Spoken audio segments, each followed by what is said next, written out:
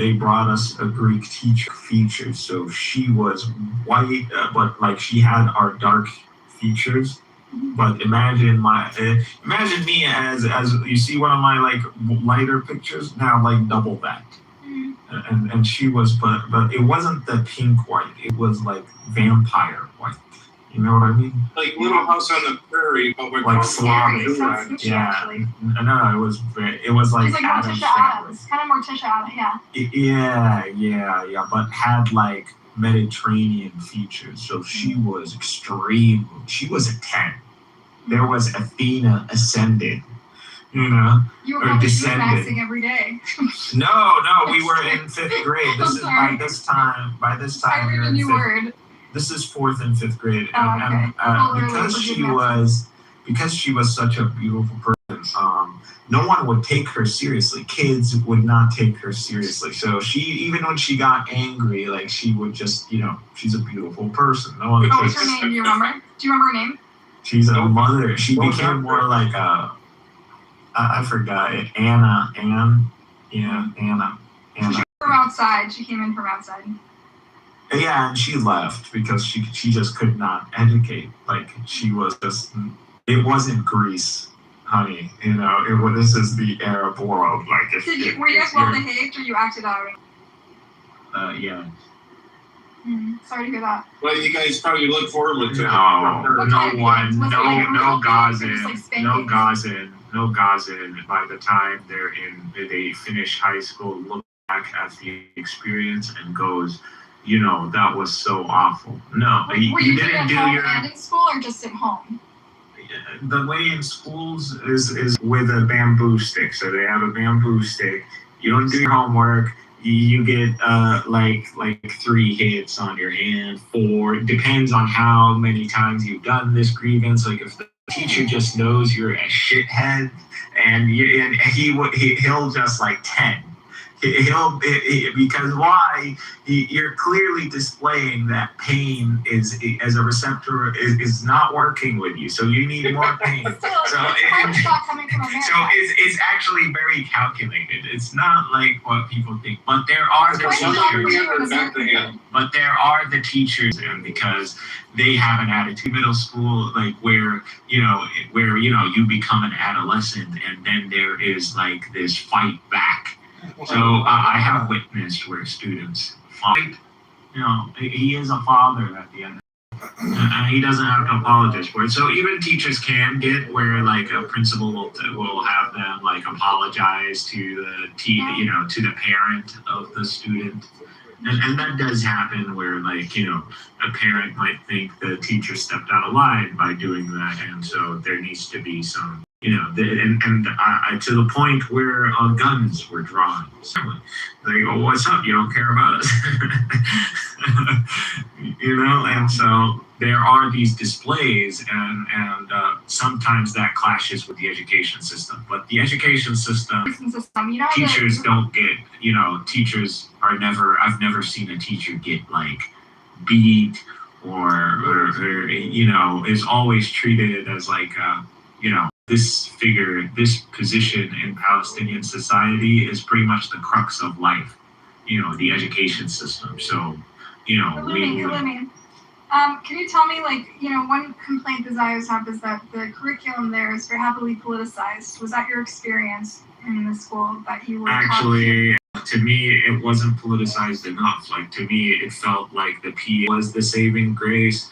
Is the Egyptian curriculum. I witnessed the Egyptian curriculum, the end of the Egyptian curriculum. Like, I only witnessed it a year book. So we're taught Arabic, so Arabic literature. We're taught, and one of them is and still till today, it's a big movie in Egypt. You can watch it if you want, and I recommend Israelis watching it to understand how the Egyptian mind thinks. Is it called Image of Victory? There's a film called Image of Victory about It's about an operation. They go bomb some submarines or something like that. And so it's a major attack. It was a successful Egyptian operation. And I think, however, some of the soldiers were martyred or something. They made a movie out of it. It's pretty cinematic. It's actually very big too. So you Okay. can watch it. So later in your schooling, they switched curriculums from the PA curriculum to the Egyptian curriculum, and that was more Then the PA curriculum felt more Palestinian because the Egyptian curriculum teaches about Egypt. So remember, between the Israeli curriculum, which was before the establishment of PA, and then the Egyptian curriculum, this is literally what you installed. Like, you did this. Like, you're the ones who brought the PA, knowing that this is going to be, they're going to standardize an education system based on Palestinian nationalism, because that was the arrangement with the PA.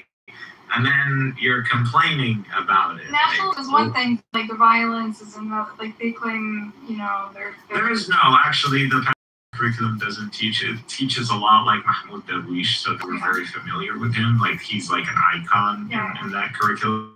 So he's like a standard. Through him, like, we're taught like the 1948, the land between the river and the sea, like Palestinian geography. When it comes down to history, we're not taught. the two-state solution or no? I mean, presumably, if you came after Oslo, then people would be excited. People were just talking about that. Like, that was the event of the day. Something you put in the history books. Like, that's not something. It wasn't history yet. Yeah. So, wait, so when did it fall apart? When did things start to get too sketchy and your parents were like, oh, we gotta get out of here? It didn't really happen like that, but things got sketchy when the airport got bombed. Like, what the hell? Like, when the airport got bombed, it's like, oh shit! Like, these guys. Major Palestinian infrastructure can be destroyed, and the world isn't gonna do it. So, like, there was a major realization in Gaza that we don't have the protection of the world. For your mom, what was the final straw? And the problem was, Yasser Arafat was in Gaza. That's what are we doing if, like, Israelis want in doing all this? Because this is the arrangement. The arrangement is a two-state solution. So Yasser Arafat is here. We're going out. There isn't really any hostilities. Even Israelis have been capable of going into Gaza. So this is I've met Israelis in Gaza. My uncle's married to an Israeli Jew. Okay, so you were there for like 5 years, 6 years, basically, around, or 7 years? 5, 7 years. No, I was there longer than that. So you bombed in like Almost a 2001, right? Yeah.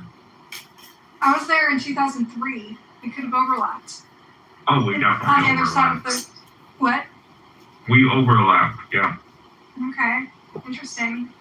I remember that was kind of a crazy time. And then the So second. we were both in Gaza at the same time. Interesting. That was because I was on the other side. I was in Jerusalem.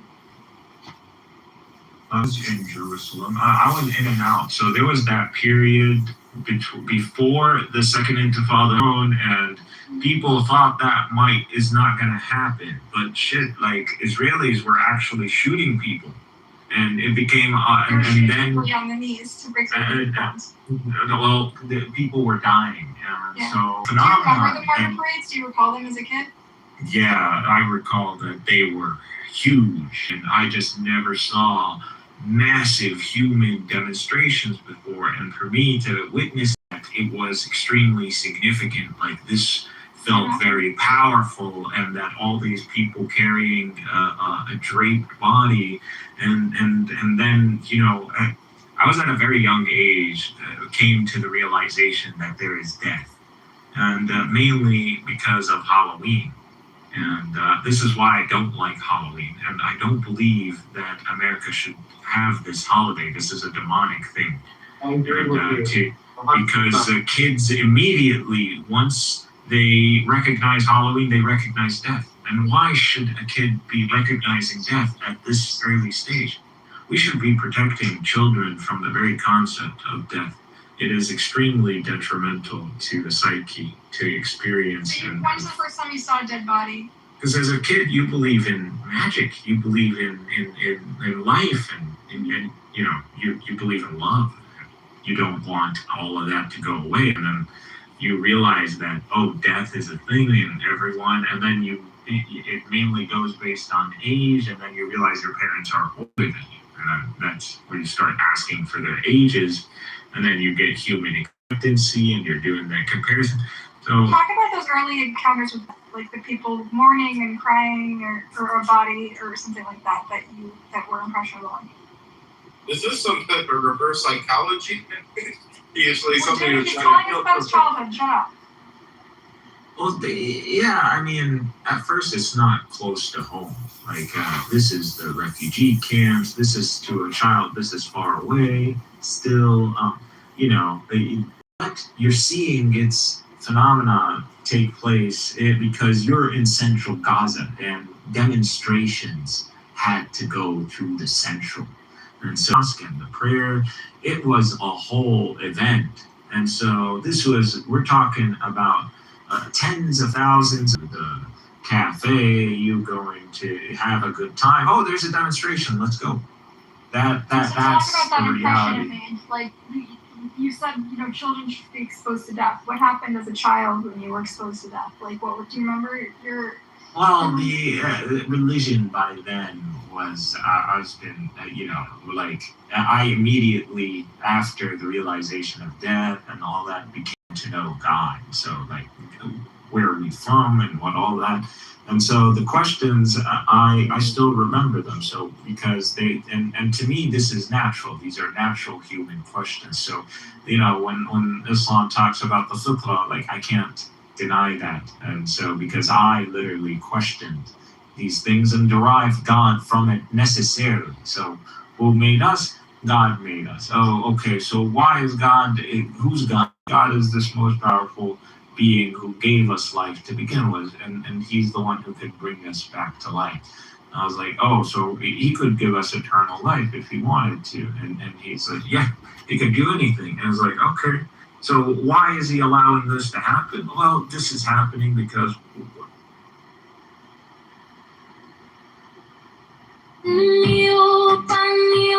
I am away in the grip of the snake.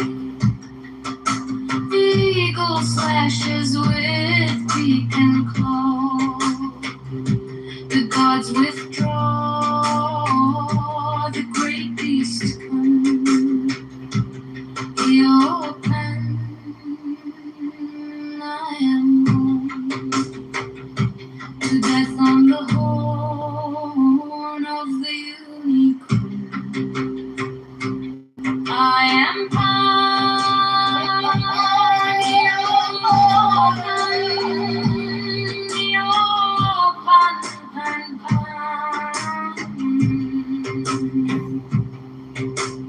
I am thy mate, I am thy man, goat of thy flock, I am gold, I am God.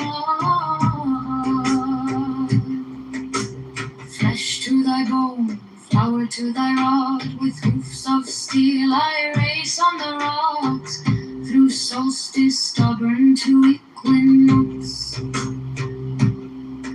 And I rave, and I rape, and I rip, and I rend, everlasting world without end. Manikin made that man in the night of Pan, the old Pan, the old Pan, Pan, the old Pan.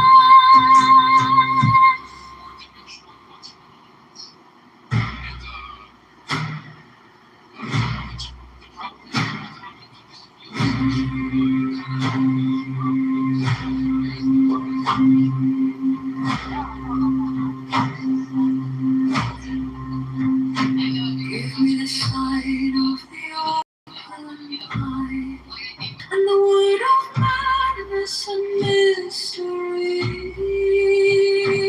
Open, open,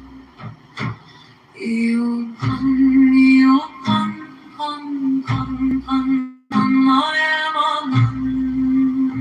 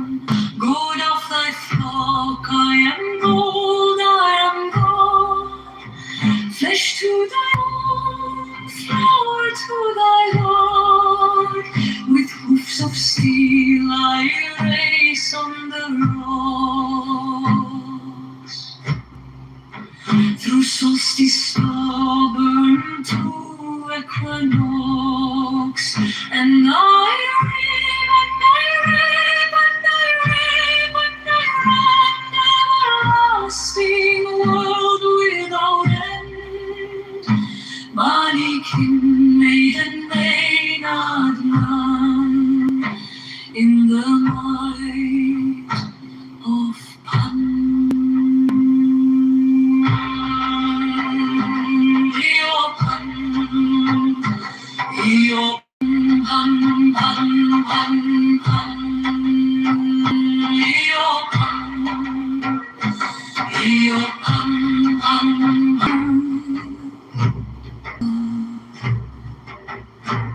On the word of madness and mystery. Oh, Pan, io Pan, io Pan, io Pan, Pan, Pan, I am alone. Do as thou wilt, as a great God can. Oh, Pan, io Pan, io Pan, io Pan, Pan. The gods withdraw, the great beast on me upon. I am born to death on the horn of the unicorn. I am high upon. Pum, pum, pum, pum, pum.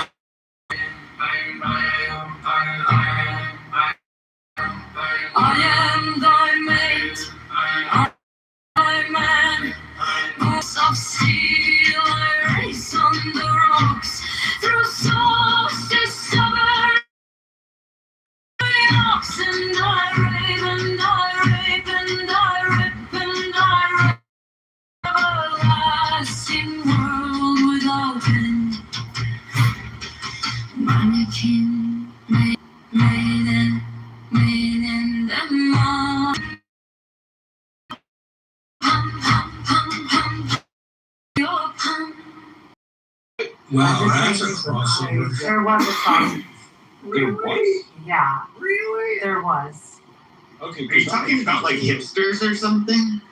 No. No, what? Yeah, that's where I'm like, wait a second here. Like, is You're one of those. You're There's one of them. And you're like, definitely nerds on the right that are into fantasy and do Lord of the Rings and stuff. I've never been to college. Yeah. I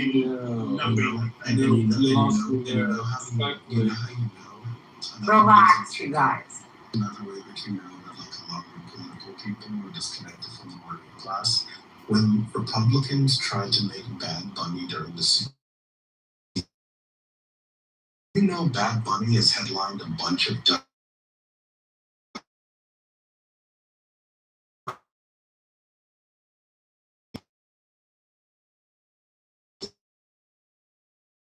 it's not like Lord of the Rings.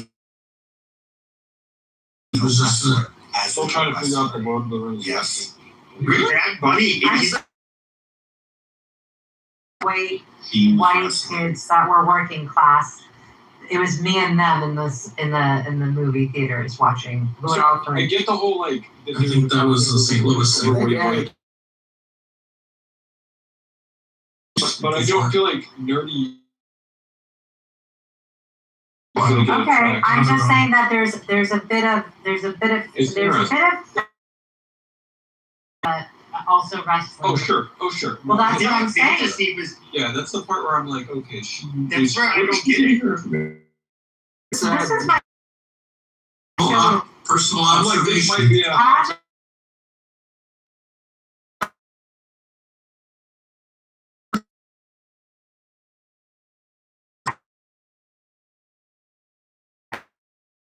Trying to connect the dots. sprinkle. There is a sprinkling of fantasy WWE crossover. One, Bad Bunny made his in thing that only the Hispanics knew who he was. Wrestling matches. So absolutely knew who he was. Under what name? Bad Bunny? Under It's in shock. But to be fair, I don't know that like adults that I don't know that it working class. Well, I mean, the halftime show is not halftime show crowds anymore.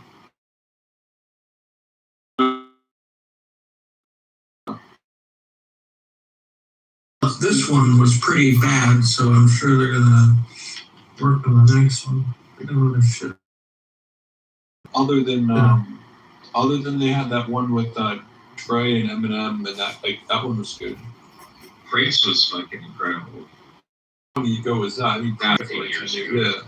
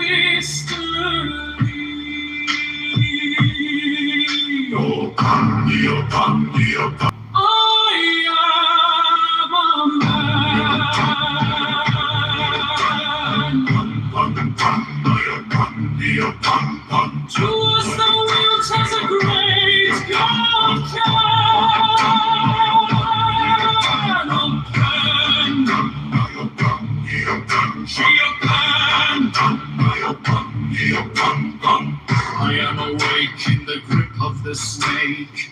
The eagle slashes with beak and I am born to death on the horn of the unicorn. I am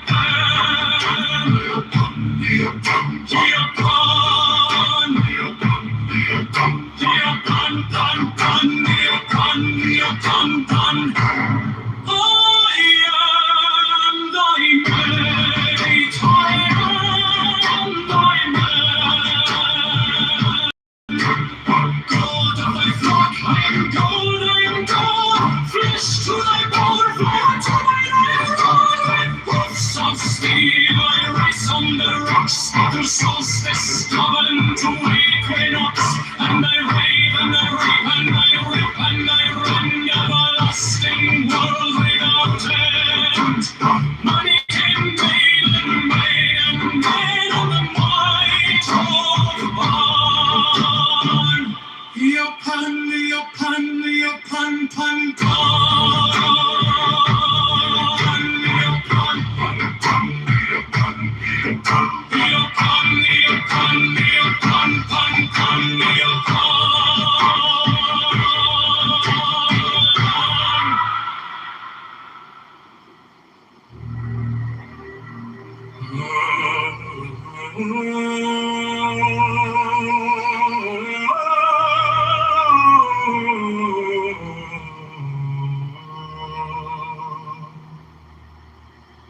give me the sign of the open eye and the token erect of thorny thigh and the word of madness and mystery.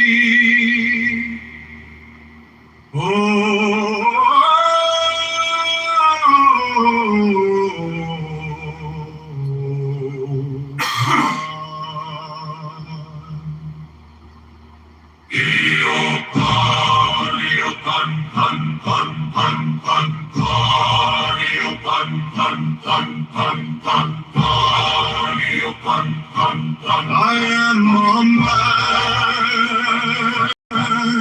Do us thou wilt as a great God can. Oh, in the grip of the snake, eagle slashes with beak and claw. The gods draw, the great beast To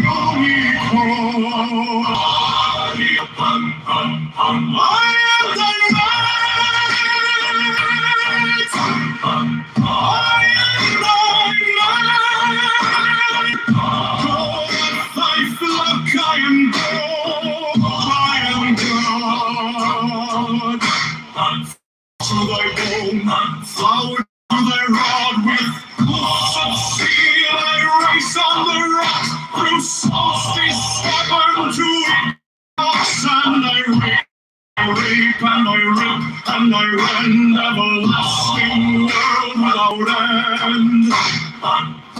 King, maiden, maiden, man in the mire of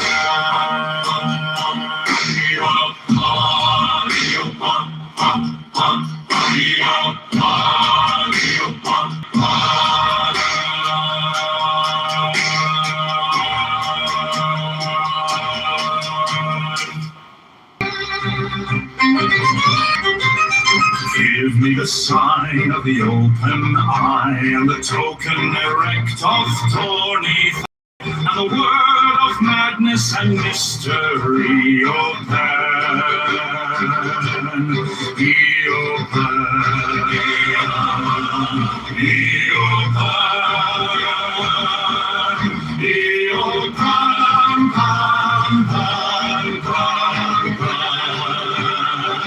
I am a man.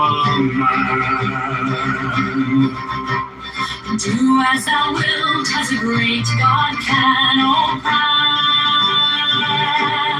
O Pan,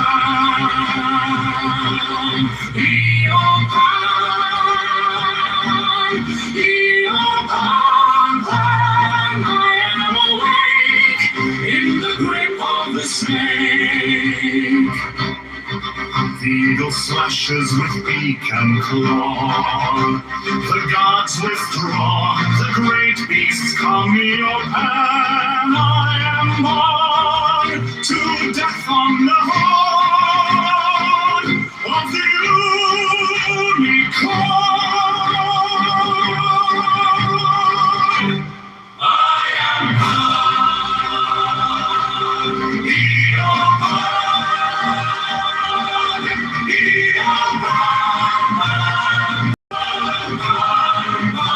to thy rod, with hoofs of steel I race on the rocks, through solstice stubborn to equinox, and I rave, and I rip, and I rip, and I rend,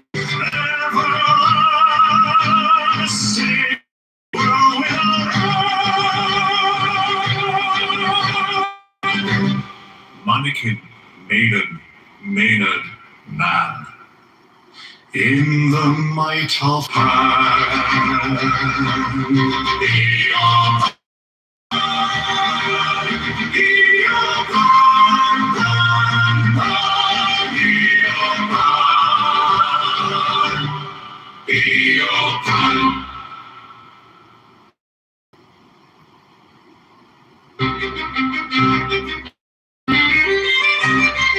Give me the sign of the open, the token erect of thorny thigh, and the word of madness and mystery. O Pan, O Pan, O Pan, O Pan, Pan, Pan, Pan. I am a man.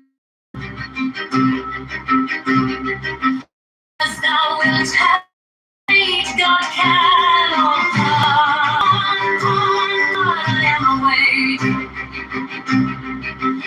in the grip of the snake, the eagle slash.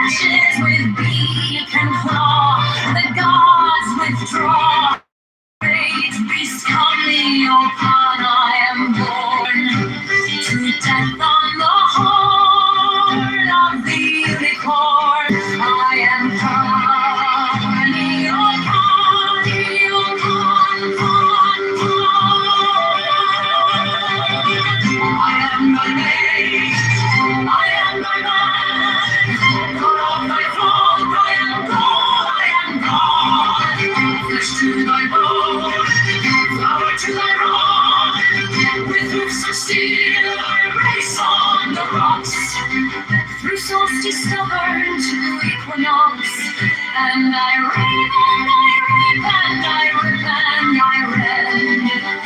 Everlasting world without end. Mannequin, maiden, man in the mighty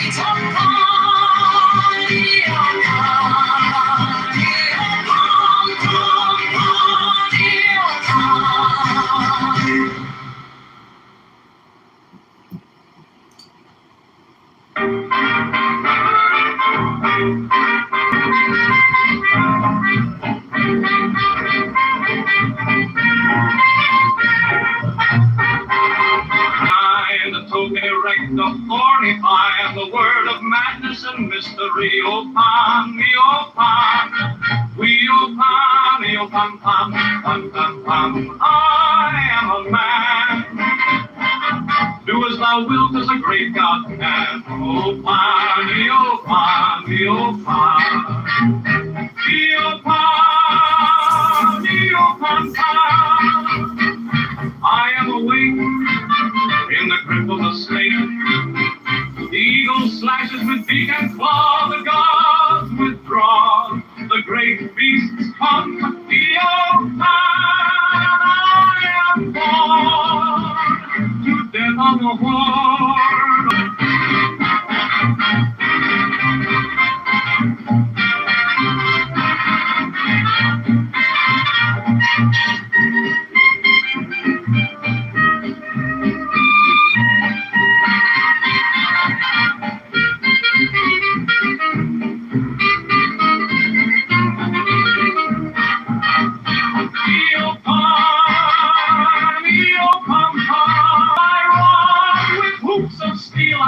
On the rocks, no souls stubborn to eat.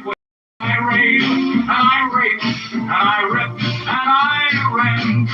Everlasting world without end. Mannequin, maiden, maideth man. In the might of Pan, Eopan, Eopan, Eopan, Pan,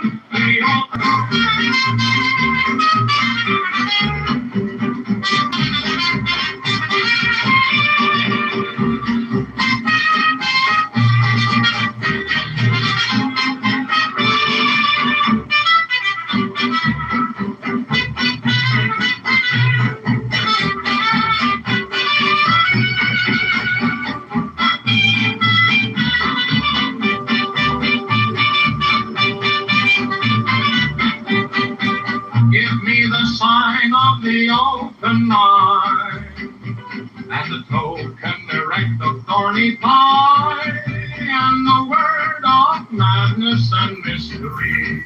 O Pan, Eopan, Eopan, Eopan, Pan, great God can. O Pan, Eopan, Eopan, Eopan, Pan.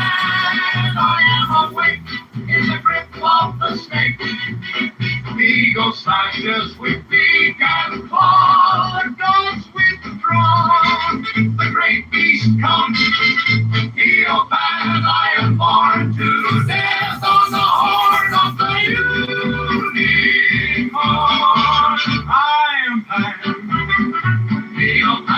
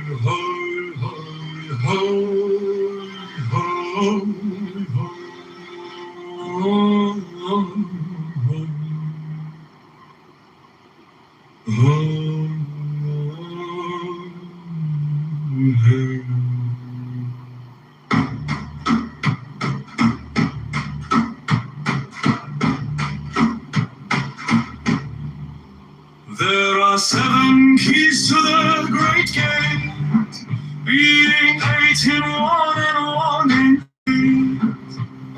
First let the body of thee be still, bound by the serpents of will. Corpse rigid thus thou makest the heart, the fidget babes that tease the thought. Next let the breath rhythm be low, easy, regular, and slow, so that thy being be in tune with the great sea's Pacific soul. Third, let thy life be pure and calm, swayed softly as a windless palm. Fourth, the will to live be bound to the love of the profound. Fifth, let the thought divinely free from sense observe its entity. Watch every thought that springs in hands, hour after hour thy vigilance, intent and keen to miss no atom of analysis. 6 on 1 thought securely pinned, still every whisper of the wind. So like a flame straight and on. Next, still that ecstasy prolong thy meditation steep and long. Saying even God should he distract attention from the chosen act. Last, all these things in one power, time that the midnight blossom flowered. The oneness is yet even in this. Son, thou shalt not do this. If restrain the expression, shoot thy glance to rapture's darkling root, discarding in flight and stress, even of this high consciousness.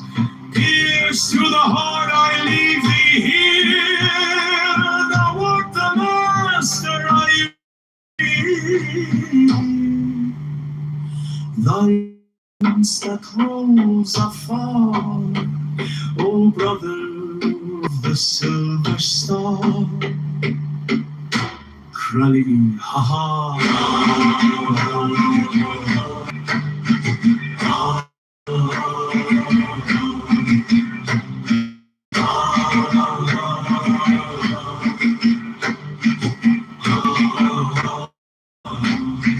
Krali, ha ha.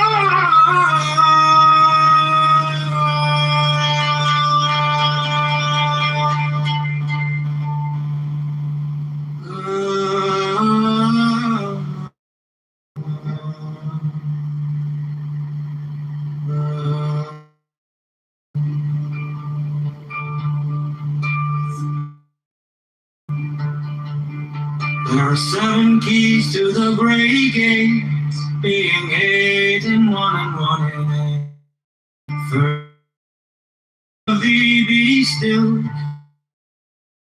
so will. Close the easy, regular and slow.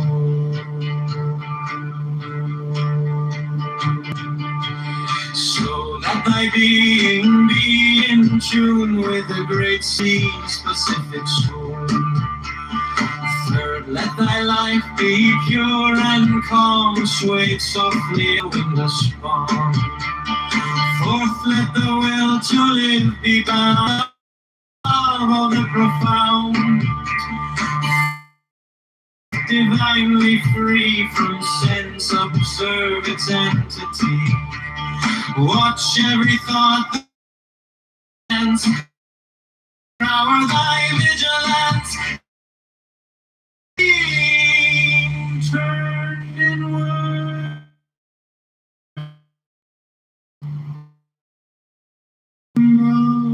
And out. Sixth on one thought, securely pinned, still every whisper.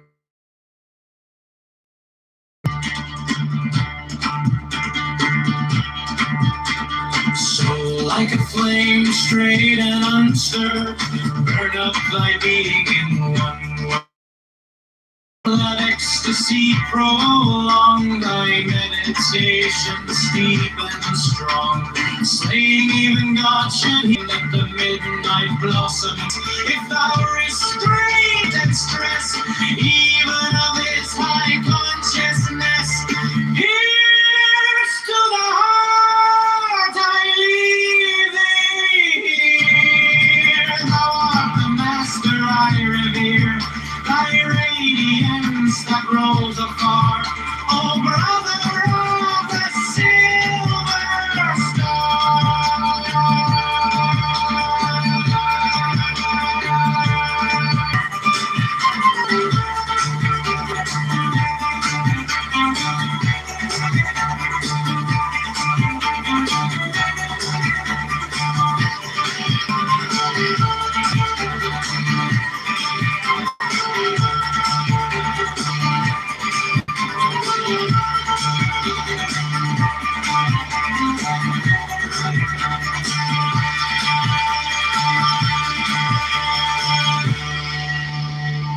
Great gate, being 8 in 1 and 1 in 8. First let the body of thee be still, thou mayst avort the fidget babes that tease the thought. Next let the breath rhythm be low, easy, regular, and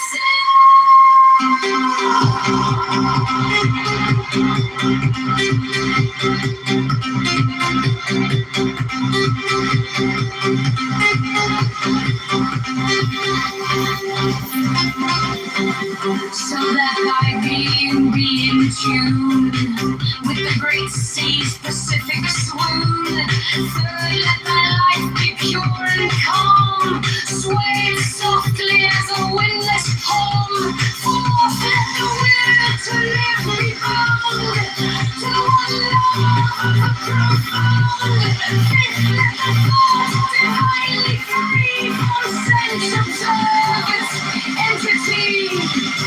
Watch every thought that springs and hands, hour after hour thy vigilance, intense and keen, turned inward miss, no atom of analysis. Sixth on one thought, securely pinned, still every whisper of the wind.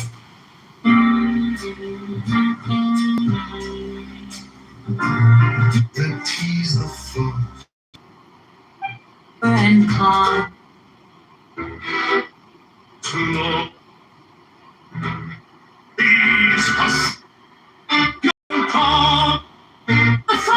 As a group,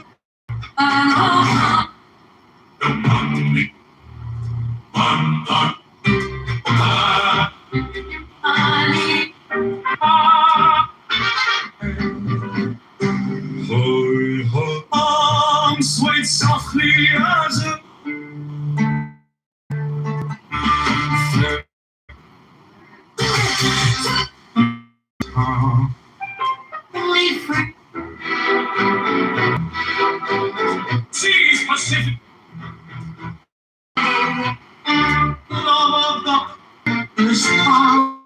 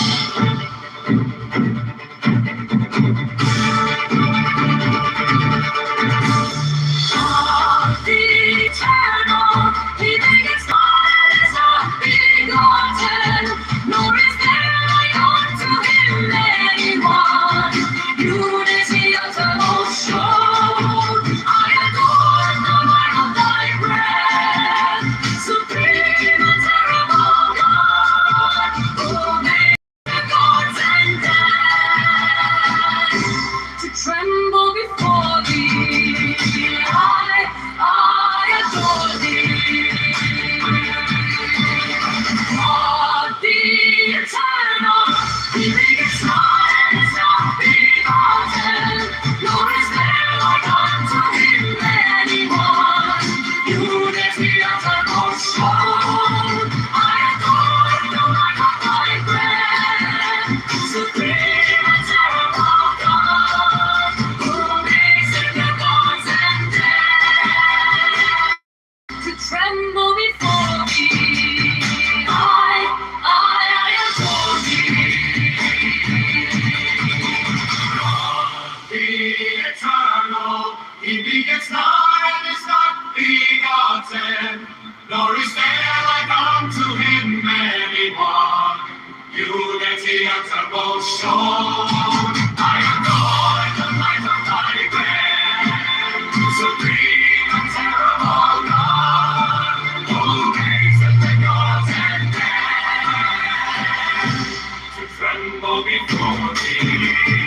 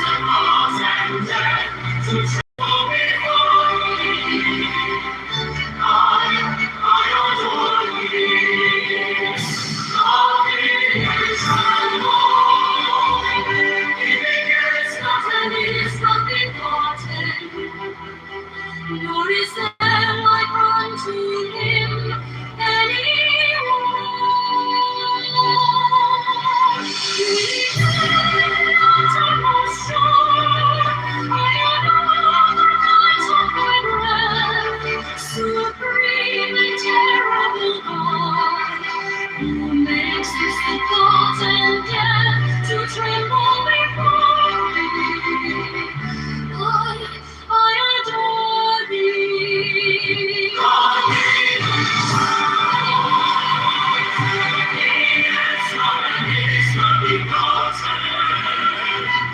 Nor is there like unto him anyone. You can see uttermost shore. I adore the might of thy breath, supreme and terrible God. Makes the gods and death to tremble before me. I adore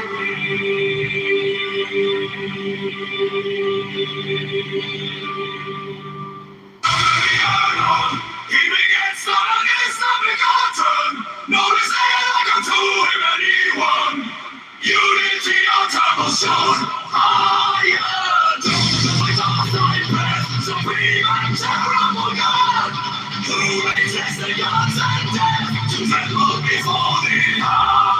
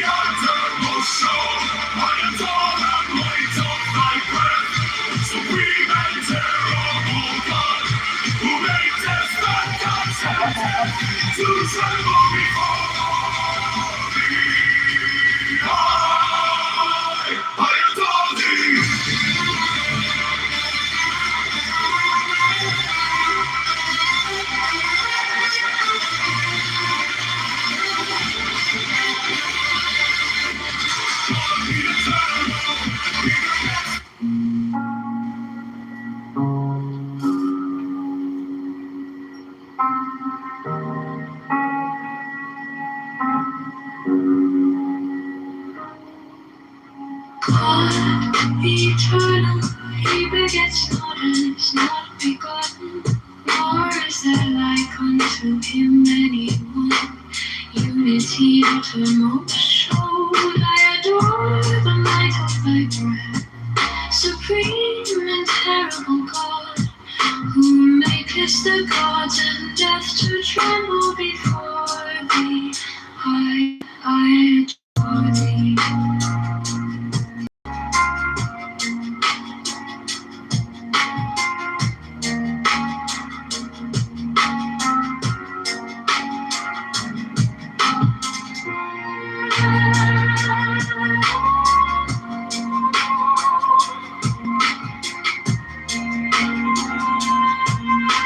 He begets not and is not begotten, nor is there like unto him any thy breath. Supreme, I adore thee.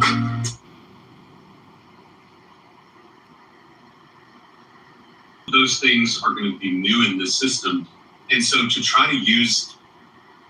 All right, my question is, it's a good question. I tell them, sorry, I'm not circumcised. Close to the door. I do think it's interesting, Illumi, that you saw yourself through the. When did you start to see yourself that way? I've always, whether via Palestinian education, religious understanding, or American education. Did you learn about the Holocaust in Gaza? Probably not.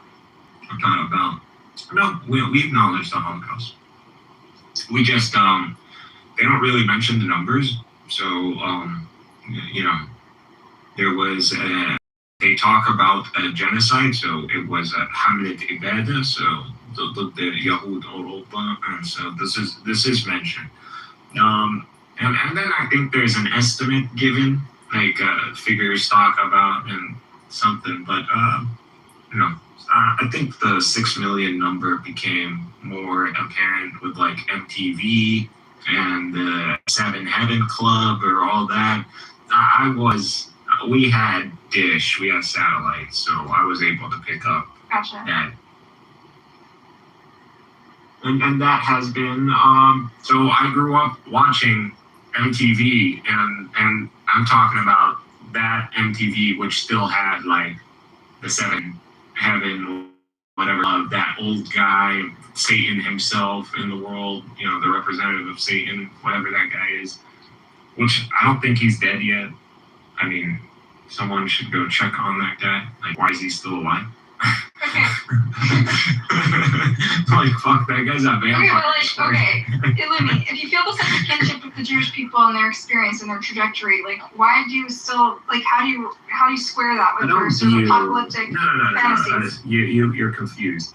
You view Judaism as this people and whatever you kind of pseudo manufactured. The way I see this tradition of believers, where this people kind of have corrupted a tradition and it's all about I don't want to get retelling into this. that. I don't really care about the tradition or what Jews are, but you identified your journey in exile. Yeah, I'm in exile. Through this prism of the Jewish experience and their history, right? So how do you square that with your apocalyptic fantasies of rapture and destroying Israel? You want to hear us as Israel. So you're not Israel. I'm Israel. So I am Israel. Israel is to struggle in the mission of God that is meant for the Holy Land, that is to usher all of humanity into this kingdom of God era, where we are experiencing the fifth exile. So I've been exiled. You know, who's been of my lineage all the way as this far in the world. I'm the first in Do you that think the sense. Jews were exiled by the Romans? Judea. So, you know, this view that there were Jewish communities. The historical academic narrative is that the Hasmoneans are the ones who brought Pompey, and that there was a Jewish civil war, a Hasmonean civil war. Prior to that, there was the Jewish civil war. So, you know, the Jews have been at war with one another, with their own bureaucracy. They're called upon a genocidal maniac like Pompey to come and arbitrate over a civil war that has led to the death of, you know, tens of thousands of believers, technically speaking. So this is a disaster. You could see why God would punish any community of believers over this action. So this is how I see it. I don't see it as, and so Christ came. How do you square that with your friendship with many Jewish people on this app? Friends. I don't know, are we friends? I- Do you feel like, I'm friends with him. are you friends with me, I Rabbi? guess people take friendship as like such a very light thing. They mean like cordial. I mean, yeah, we're cordial. Okay. Yeah, Alright, well, I but hope when you go in there, when you, listen, I hope when so you, that's what friends are for. They're in times of listen, need and all that. So Lumi. that's how I identify them. Alright, well, when you move to Gaza and when you join the warriors, the brave warriors who siege Jerusalem, just no, spare my I'm too sister, smart. my niece and I'm nephew. too smart for that shit. No, that's Okay, over. well, just put up a good word for my sister Buttercup, and her that's over. There's no reason to go back to that era. That era is done for. We're in an era where Gaza is no longer going to be sieged. We're back to early 2000s again. So it's going to be open. And who knows, eventually the Israelis are going to have to let Gazans access Israel proper for work. I mean, if they don't, who gives a That's shit? all you We'll want have... at Lumi is that they get to go to work in Israel? We as Gaza, we are more Is that than the glory happy. you want to restore? That just your dad can, that people your dad can work in Israel again? No, what I want is international borders, so it's going to be better than even. But like, I want to I thought you want showcase. war. I thought you want apocalypse. I thought you want rapture. No, you're asking me where we are eschatologically and what I have understood from my religion and looking at the literature Okay, so of the separate people of that the from book. the immediate future. Oh, you continue to interrupt me when I'm trying to deliver the understanding. Like I don't know. Like it's just like if you hate Buttercup, I'm sorry, but this cause, out of all the causes in the world, you will never separate the religious angle. And the sooner you acknowledge that, the sooner you can be part of the conversation. Okay. I will take your word for it. But It's the facts. I'm sorry, Buttercup. It's the fact. No one goes to that land and suffers all this nonsense and have a religious bone taking place to make it all make sense. listen, I'm not claiming there's no religion in this element. I'm not one of those people that says it's all political. Okay, so you understand that whether it's Jews, whether it's Muslims, and Yeah. Christians, to their own desire, wish these events to be of meaning and ushering in the kingdom of God. It is not the end times. We're talking about the rule of theocracy as a global order under a benevolent monarch. All right. Anyway, this has been really interesting conversation. Thanks for sharing, being so open with us. I really appreciate it. What, you gotta go? I kind of have to go to sleep soon. Who's Or I gonna gotta keep the go- room going? What do you say? Who's gonna keep Yeah, the you room want to going? stick around, Illumi, and hang out and tell people about your. No, I want you to hang out as well. I mean, Aw, it's Saturday. why? Because I'm your Why don't friend, you right, wanna- Illumi? Well, I mean, you're one of the most sensitive honest, voices you love on me. Clubhouse. I love What'd you say? you, Buttercup. I Thank love you. you. You're What the welcome. hell is Aw. this? What the hell See, is he this? does have a soul. See, Amos's coexistence rooms Oh are my God. working. There is life in his heart yet. This is the power of Amos's rooms, the coexistence. So what do you want to talk about, Buttercup? Or anyone else? That's fine. Go on. I said a lot. I mean, Jindib is a West Banker. He's also been I was over there. listening to your experience being a student in Gaza, and you went over a few things. Of course, we have had a totally different experience in terms of schooling. Similar in terms of the teachers, in the community, in the society. That's in days past. That's no longer the case. And the curriculum, you grew up with the being taught the Egyptian curriculum. What is the purpose of schooling? Of course, yours is a very particular and special case in terms of you being an American. But that's for Gaza. But there are many Palestinian Americans who end up growing in Palestine, the West Bank, and Gaza. But back to the curriculum, I recall the curriculum was the Jordanian curriculum at one point, but we also, most of the curriculum was run by the Israeli administration, where history was never told, the word Palestine was never mentioned. We were never taught any of the stuff about the whole issue of Israel and so on and so forth. Interesting. That came later because the entire curriculum was actually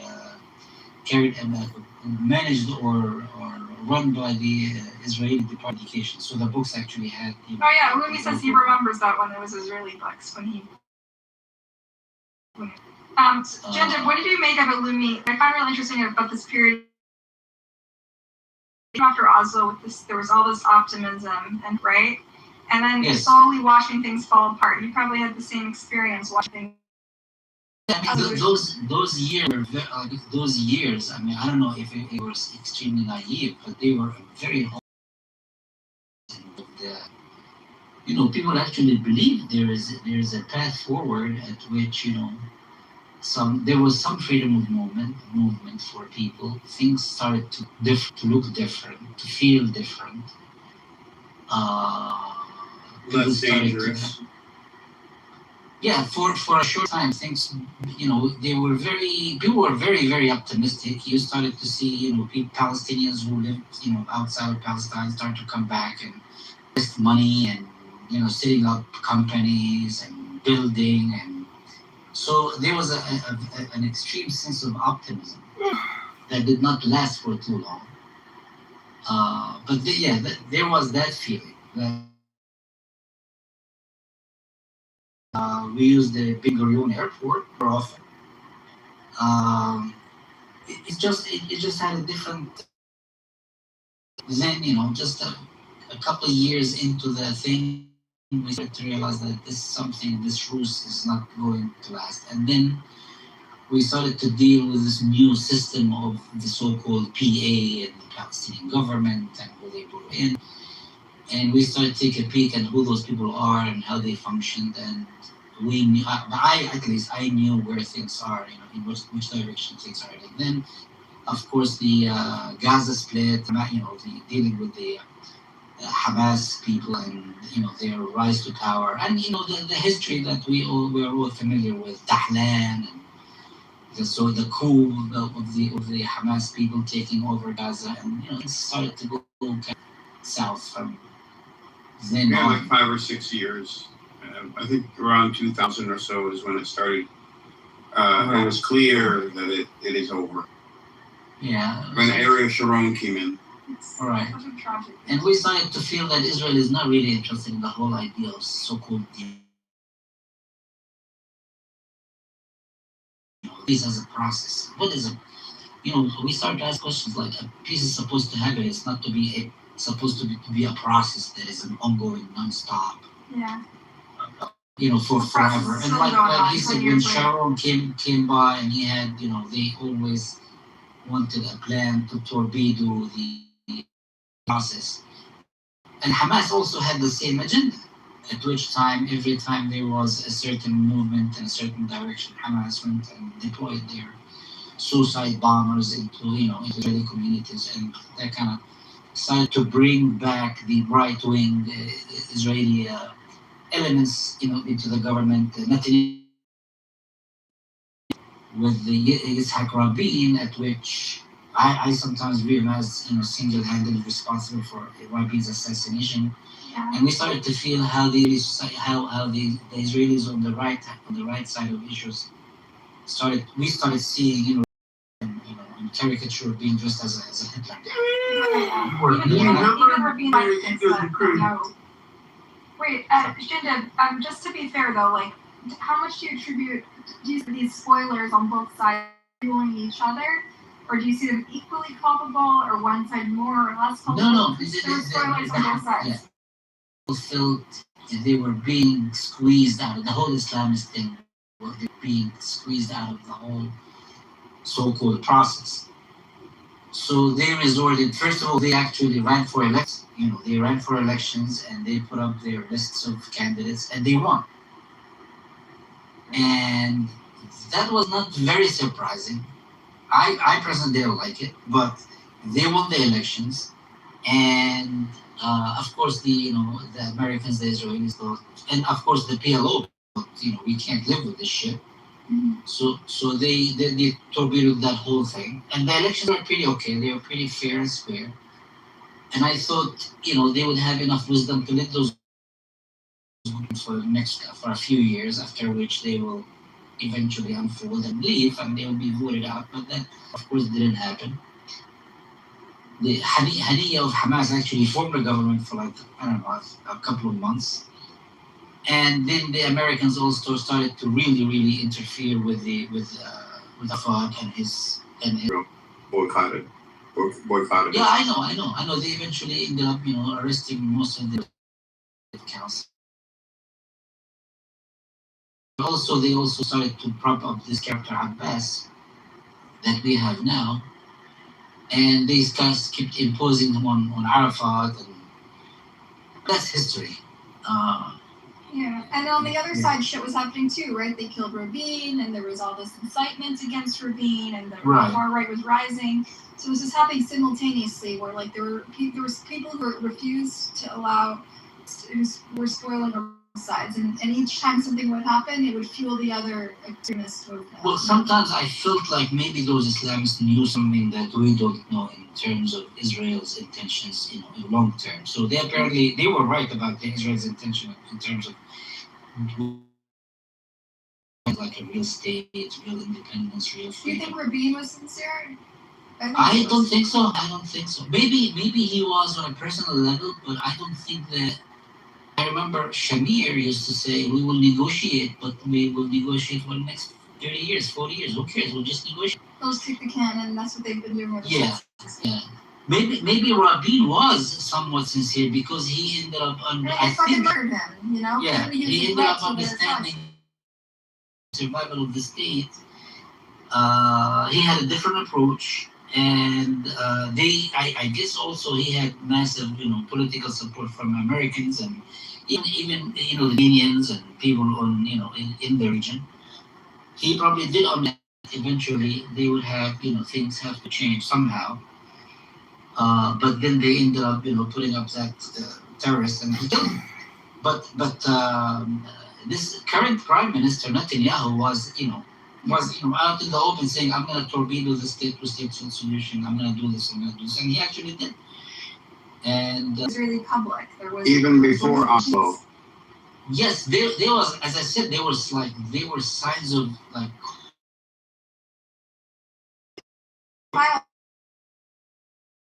Yes, and Palestinians wanted to engage in the Palestinians, with the Israelis, because the Israelis have the technology, and even Israeli companies started setting up shops in the West Bank to cultivate, the cheap pool of labor and so on in the West Bank. And there was those investments, and people were pretty much hopeful, thinking that things will eventually work out. But apparently the Israelis have a whole different idea or understanding what the so-called peace process is. And then we start also looking into the details of this process itself. Reading the Oslo Accords in terms of the Israelis recognizing. I read it, and it's like they just recognize the PLO as the representative of the Palestinians. They never recognize the Palestinian state. They never in the process of recognizing a Palestinian state. They were discussing major issues, research, energy, that kind of stuff, and everything seemed to be like so mysterious. It's not there. It just doesn't exist. So we're on the ground, building relationships with Israeli citizens on the ground. There was a big, huge Israeli left movement, a peace. But I'm not even talking about peace or anything like this. I'm saying like in business and just relationships. Well, the idea of business is because the economy. Yeah, the economy of the Palestinians is totally intertwined with the Israeli. Right, and it was melding into one economy, and they were seeing signs. This is what my opinion is. They were seeing signs that the people on the ground, the societies themselves, were also beginning to meld together, and you couldn't have then I would not like melding together, but people in the peace camp in Israel, they were large in numbers, they were influential, they were also in. No, exactly. There wasn't. You're talking about like politically left. I'm talking about just on the ground, where Israel at the time, if you remember, before Oslo, was in charge of everything. Remember, you said the curriculum, the police station, right. They were responsible for everything. So all this, even the soldiers that were in the West Bank, they were eating, having their lunches in the West Bank restaurants, and people were getting on the ground. The occupation was fading away, was dissipating, and the danger was now it would come to a point where the society would be like, one country. We're already one country on the ground, so it might as well be one country, and that's the danger. Like a pre-Oslo, there was an occupation. There were less settlements, but the occupation was also There were Israelis at one point that truly believed in peace. Maybe the government was never sincere, or they were never willing to give up control, or they had some sort of. I knew these people. This does not go forward. I asked myself, is it because they knew what this process is about, or down the line? So to keep themselves, playing a role in within the Palestinian society, they started to engage in those actions. And of course, the Americans and the people in the PLO never wanted them to be part of the Palestinian society, or the politics not to be part of the Palestinian society. So we started to see this split within the society itself, in which families would say, "Are you Hamas or are you PLO? Are you Hamas or are you PLO?" And they actually planted the seed, and that's all that. You ever watch the gatekeepers, like of the former Shin Bet, to talk about like how, I don't know, it's like a documentary of like ex-Shin Bet and military leaders who kind of watched the resistance through like not knowing when to stop, Yeah, I didn't watch the show. And you see Ami Ayalon and all these former prime ministers who now talk very like idealistically about two states and how there's hope for the future and peace and condemning the occupation and how it's not sustainable. But it's always after the fact, Like years later, they're retired and they talk in ways that seem like at one point want a peace process. And when they're ruling, when they're governing, they say we have to be pragmatic, we have to keep people safe. And then after the fact, they become like the most virulent, loudest voices against the occupation, against the genocide, against the brutality in Gaza, right? Right, But but these because voices, they are politicians, they want to stay in the seat of power, and they play to their domestic people, I guess. but maybe they didn't have breathing room also, because every time they tried, Maybe. then something would happen, and from the Maybe. Palestinian side, and then they had, how could they explain to the people how they're giving back land or being lax, being weak? It's like a tough, when you're a politician, you're put in this position where you have to juggle what the mandate is from the people with like your higher ideals, it's an impossible, I don't know, Yeah. And back to Ilumi, I guess, back to the Gaza. I mean, the Gaza, that's where the PLO started sitting root, and that's where our friendship. I've had friends who invested millions, and they lost their investments, and they lost their money, and then we started watching the corruption of those characters who came in through after the Oslo Accords. They came from Tunisia, and they came from Lebanon, and from other parts of the Middle East, and they felt like some people who were from like some other planet. They were corrupt, they were hungry, they were just not up to par with the way we lived as Palestinians, because we lived under a brutal occupation.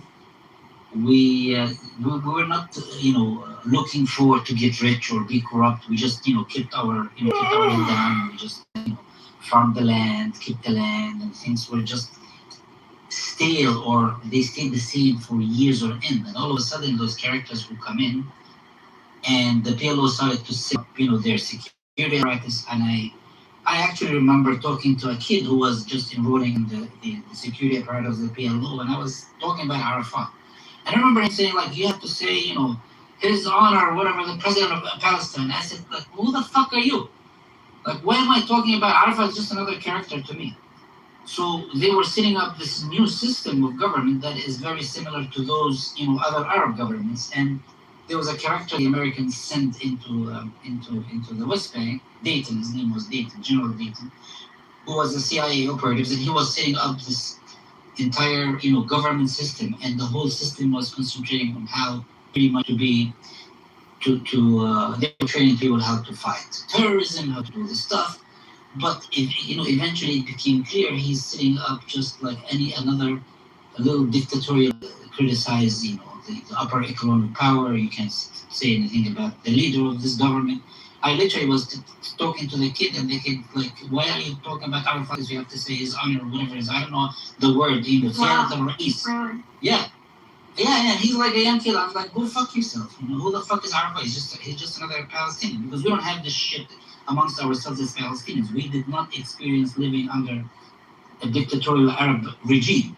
Like how it feels to go live in another Arab country at which you cannot discuss the king or the emir or or whatever, the queen. You can't talk about them in public, because if you do, I know you're gonna end up, being hauled to jail. We didn't have those feelings, so all of a sudden we started to feel, this is a new government, a new dictatorial Arab government that is being, brought in, and they are training them in all those dictatorial methods. They like elevated him above the people. Say it again? He was like elevated above the people. Right. Well, not him particularly, but we started to feel that this system that they're bringing in is just a very typical Arab government. They were training, they were spending the money. They were also, putting up roads and doing infrastructure, so new roads started to come up. All of this USAID money. And things started, the topography of the place started to look different. People started to be, able to go to their lands, and new roads were being, laid down. But by the same token, we started to also feel how corrupt those motherfuckers are. Those bastards are. And I used to sit down with people, and I see like they're engaged in some massive, immoral shit when it comes to money, and the way they saw, an opportunity for themselves to enrich themselves and, pat their pockets, doing some crazy stuff. Like I used to, I would sit with the, and I'm like, who the fuck are you? Like, how did you get to be, an influential person? You're a young guy. Oh, because my family knew so and so, or my family is related to so and so. So I was appointed to this position based on my, my father's connection with Arafat, or with my compiler's connection with somebody else. And this is the guy who was supposed to be, carrying out the laws of the land. and at night he would go operate some nightclub that had nefarious shit. So our society started to get an infusion of something that is different that we're not used to. Hence, sometimes the Islamists would look at this and say, what the fuck is this? Like, why do we have this corruption? Why do we have this stuff? Although the Palestinian society is a somewhat conservative society, but it's a liberal society in many ways. We do not, in general, do not subscribe to, religious ideals in general. But that's another story. That's another topic. Yeah, it's funny whenever the Zionists portray Palestinian society as some Sharia, fanatical Islamist society. It's so, even my friends who grew up Muslim in the West Bank don't have it sort of just, I don't even know what they're talking about. Is it lack of exposure? Just because there's a green line and they've never interacted with each other? I don't understand. I mean, don't get me wrong. There are very limited elements of society who are zealots, who I probably who I cannot discuss anything with, or who describe me as this atheist guy who's going to hell someday, or this commie person, or they're not doing lashes as part of the. Sometimes they are pretty much made fun of or ridiculed, or they're not exactly of them, but they were not to a degree where they are violent or they want to work for them. Even in Gaza, again, it's not. First of all, it's not a society that that can be easily intimidated into submission. Yeah, it's very hard for any force to intimidate Palestinians into ultimate submission. It just doesn't work with us. Because because of the proximity of us to the Israelis. The Israelis do have an open society, right? Yeah. And I always look at the Israelis. They can talk and they say all kinds of shit. I mean, they're fucked up in the head, but they have they have a certain degree of Western kind of style way of life in terms of democracy and so on. So but you cannot subdue people Palestinians into submission, because we have endured all this shit for years on end, and we are resilient enough that we have not been eliminated by a very mighty force called the state of Israel. They haven't been able to actually get rid of all of us. Not yet. I mean, they haven't succeeded. They tried, but they haven't succeeded. So. It's so interesting. Lumi sees all these parallels between his experience being exiled over and over again and the Jewish experience. And I see in the Palestinian, there's so many parallels, the survival of the Palestinians and the exile and the Jewish experience. And yet, taking place that I believe resonate with the eschatology. So when I tell you eschatology aside, though, people should understand. There's a concept called fifth exile. Why doesn't that apply to believers? The Jews are not believers. The Zionists are not believers. Spoilers, no offense, Lumi. The eschatologists are the believers. They don't believe. They don't imagine. You know why we have a problem with the Jews? And I'll tell you the honest thing, is that if we were in the position of the Jews in the world, we would enforce the Torah more than they would. That's the problem. The problem is the Jew is in a position to bring the Torah and the Sharia to the world and literally works against it. Not only that, spreads hedonism, spreads abomination. That's what he spreads. And this is where hypocrisy, a hypocrite is worse than a disbeliever. You can say the Christian is a disbeliever, an idolater, and the God of Abraham like hearing it, but and the Jews know that worse than a disbeliever is a hypocrite. And just like the Muslims, they know it. Can I say, how much more prophecies will it take a Jewish secular person to say, hey, something's going on. Maybe I should stop being atheist. Their sides, and if anyone truly understood the circumstances, you would be shivering right now. This is all happening. This is stuff that's been prophesied. This is prophecy coming true. It's happening. And you spread. God of Abraham is so close to us, and you're spreading this in his sight? Are you insane? Look at them. They're insane people. It was better for them to kill themselves, but they don't know yet. like, how could they be atheists at the same time? Like, no one's, but you have prophecies happening the day before, literally now, and then next week there's going to be another prophecy being fulfilled, and people still carry on being atheists. Alright, dude, I don't really care about prophecies. I know you guys believe in it and think everything's freaking whatever, but I think we need to talk pragmatics, you know? Like, People live there and they want to keep living there and they want their kids to stop fighting, going to war year after year after year. Well, when we do the cold, shrewd mathematics for you, you don't like it, Buttercup. Okay. At the end of the day, it's demographics. Yeah, but you know, I'm a heathen. I'm a heretic. I don't believe in this shit. So No. Demographics has nothing to do with the religious angle. Demographics at the end of the day. Israel is a Jewish state. To maintain yourself as a Jewish state, I disagree you need a with Jewish that. demographic. Me and Jinda disagree that that's a necessity, okay? Oh, well, how did Jinda disagree?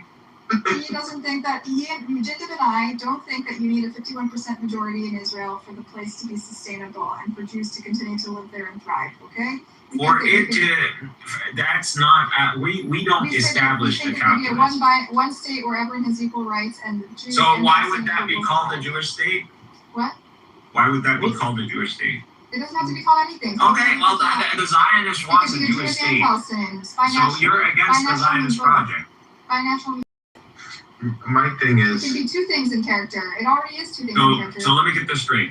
You there think, already are two people. I understand you, on the Buttercup. same I land. understand why it's never going to happen But why because don't you're you assuming think experience of the British with the native. That's what you're assuming. This is not. if this state, the so-called, state, the Israeli state, if the state is no longer run as a state, okay? Don't you think? Talking about the collapse of the state of Israel. Yes. That's what we want. That's what we want. Okay, but I think the bigger How are we question. disagreeing? Okay, but the bigger question is: are those people who are living in this region, who are the Jewish people, of course, are they going to be in the The ultimate? Amalekites, I don't. This Malachi stuff doesn't, the register. I'm just asking. There are people. okay, you don't want to believe. I keep telling you, history repeats itself. Fine. Repeat it. Jinda, till this day, they don't know who the sea people are. Wallahi, in 1,000 years, Okay, but ultimately, practically. So everybody Israel- asks, what happened during the Bronze Age? Maybe Samson optioned the place. so the thing that's going on Keep your is that prophecies in mind, Illumi. In the meantime, I'm just saying. But ultimately, if the How do you know our ancestors if were the more pillars of the technologically state itself, advanced than us? if the pillars of the state itself is no longer around, Look at the the pyramid. idea of Zionism is gone. There are people who are living on the ground, who are present in the region, right? You don't think eventually they can easily absorb within the region as just like anybody else? We were talking about Arabization. I've been telling you about It's not that doesn't be Arabization. Arabization. You can be, I don't care. Religion can be X or Y. You don't have can to.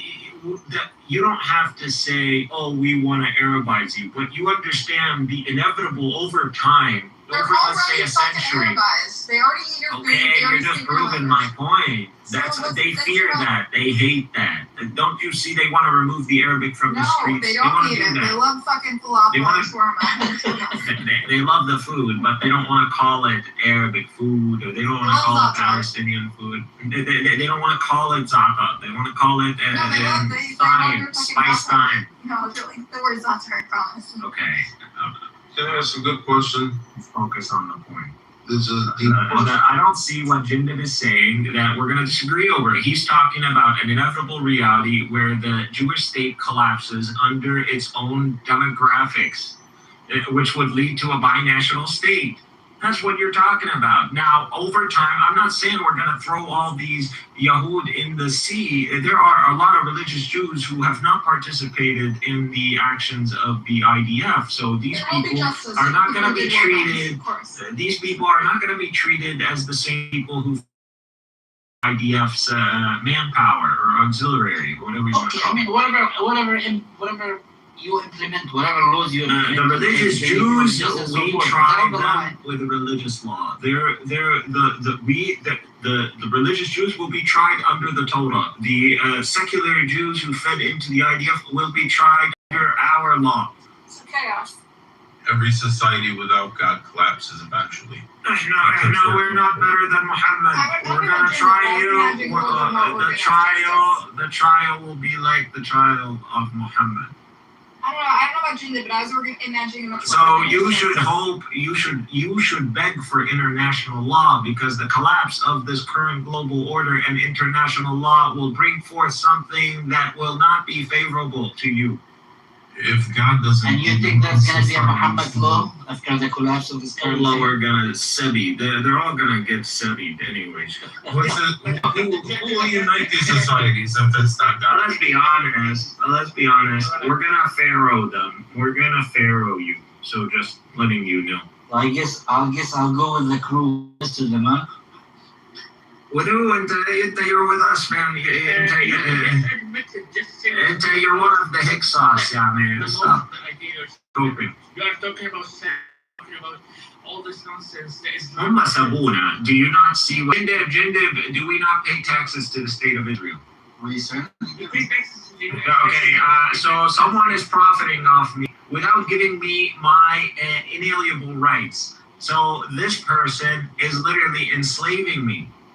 Look, I'm not saying there would be ramifications. Jindib, would you disagree with the description that we as Palestinian population in the territories are enslaved?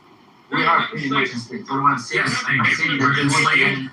They jump us with M16s now every day in the West Bank where Jindib is at, and they literally are unaliving every single day almost. Okay, but I am not saying. Can you hold on 1 second? I'm not saying. And not only that, they're beating almost the life out of American passport. Thank you, Mr. Cup. So it's clear to me what Al-Rumi believes in. He is a typical ISIS supporter, the mentality, maybe not this organization, but the idea, the caliphate, the Islamic rule, everything. He even used the word Sabi, so this is pretty clear. And this is what he said actually. For the Yahud, he said there's Sabi. So Jindib was against this idea.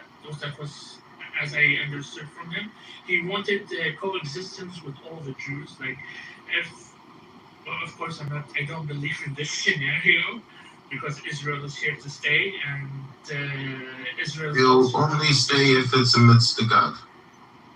Keep going, Dean. Keep going. Yeah, but at the same time, they cry me baby that Israel is trying to build the third temple, which is the fulfillment of basically a religious Jewish state. No, you're forcing God's hand when you're doing that. Okay, Rabbi, stop. Let's let Dean speak, please. Rabbi trolls a lot. No, it's not trolling this time. I don't care. I don't wanna hear. I heard the others. Let me finish. So, yeah, thank you. So basically, what happened? The Palestinians. I heard a lot of victimhood right here, and maybe yes, people suffer in so many places. I've been part of the Peace Factory, if you know it. Ronnie as a Bushman and a lot of peace-loving people. I met a lot of Palestinians. What is it? I don't know what that is. What's a peace factory? Peace Factory is an Israeli organization that was working on peace with Palestinians and having a two states or even a single state. The idea is a Jew and a Palestinian is equal. That's the main idea. You can search Ronnie as a Bushman. How did you get involved if you're from Iraq? No, it was online. Oh. Yeah, it was online and I was even in Iraq back then when it happened. And I managed to meet a lot of Palestinians at that time, and many of them were great. But I started to leave at 2014 when ISIS invaded Iraq, when I started to see a lot of my so-called Palestinian friends were celebrating what happened. So it wasn't just the videos and how houses were being marked. Christians, Shiites, and Yazidis who have nothing with you, who don't even have a border with you. Like, Can you be specific about how they were celebrating, or were they just excited that like someone? It has nothing to do with the West. The Americans left Iraq in 2012. It was completely Iraqi government elected by the Iraqis, so there was nothing Western about it. But That is not true. Medicate is not. He was considered a dictator by the time ISIS came about. Just don't lie, bro. Don't lie. Don't you fucking lie. Hey man, watch your language. Watch your language. Why you getting triggered when I just mentioned facts? Why you got triggered when I mentioned a fact? Okay, so let me explain. I want him to explain what exactly they Who knows that was a Shia oppressive government under Medicate, and people in the Middle East celebrated his and yes, of course, Palestinians are going to celebrate the toppling of the Shia extremist government because upon the invasion of Iraq, the Palestinian community in Iraq was being revolution. The Palestinians till very we're still stuck in no man's land on border. So that's the demise. Okay. Thank you for the context, Dean. I want you to tell us your friends. I assume they're pretty mindful. They're trying to make peace. Why would they celebrate it? I did it with a Sunni radical group. Like basically, my friends, like they would go with their families to the beach, wearing bikinis, all of that. And at the same time, that's something that baffled me with the Muslims. Like they would be extremely secular, but when the Islamists take over somewhere, they would like start supporting and everything and start talking about the glory of Allah, blah blah So blah. what do you make of it? What do you make of it? Bullshit. And you see your understanding of things to be extremely shallow, very shallow. This is my experience with them. Whatever your experience is, you're articulating in a very shallow way, and your understanding of it seems to be very shallow. You just give it up, Shia, Sunni, Christian, Palestinians celebrated different Christians and Shia. Bullshit. That's correct. There's the thing, the Yahud will say anything but the truth. Well, I'm actually not just Yahudi, just so you know. So, shut up and let me finish. Not just Yahudi, not just. You're telling me I'm a Yahudi. It's like, get out of here, bro. He's probably a mullah as well. Yes, this guy sounds like he's full of it. You're so full of it. Yeah, it's just like I want to be part of this.